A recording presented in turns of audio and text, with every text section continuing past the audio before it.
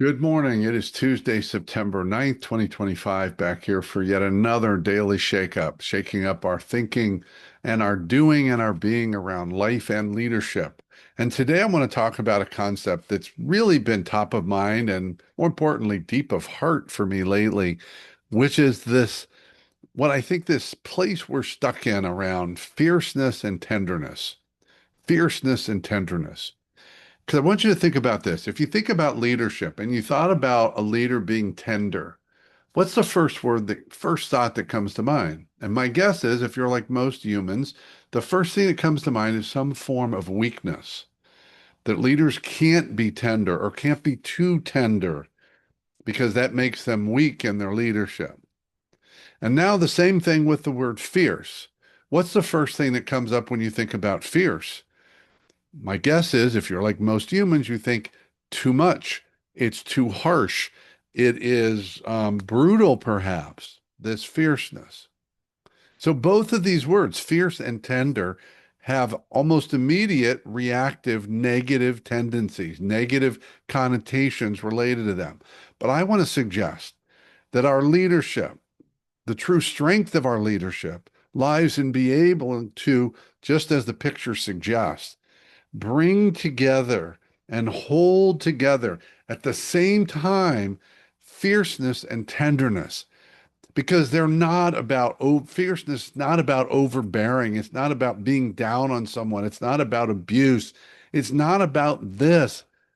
Fierce is just about having a sharp edge of presence, a sharp edge of awareness, a sharp edge of accountability, a sharp edge of taking responsibility for my impacts as a leader, intended and unintended. I want to be more fierce. Fierce is also about setting and holding healthy boundaries, saying no when it's time to say no, saying yes to me when it's important to say yes to me. Because the best leader I can be is when I'm also taking care of me. So fierceness is something to be embraced rather than avoided. And that tenderness, that vulnerability, that authenticity, that ability where I can be fierce in my presence, but I can also be gentle and tender in my presence and hold space for others through my presence. That's a form of tenderness. That's where empathy thrives. Not sympathy, but empathy. And when it's needed, compassion. So I want you to think about leaders you've been around that demonstrate this type of really positive fierceness, the one that you feel safe with, the one that you trust because of their fierceness, not because they're big and loud, but because they've got that sharp edge, like a sharpened blade of change and leadership. And then on the other side, the tenderness. The thing is, there's not really another side. They flow together. And think about how more influential and impactful your leadership would be in your life and in your work, whatever it is, and your relationships, if you could find that place to fierceness and tenderness together. If you've experienced me, you've experienced this, because this is one of the things I believe about my leadership.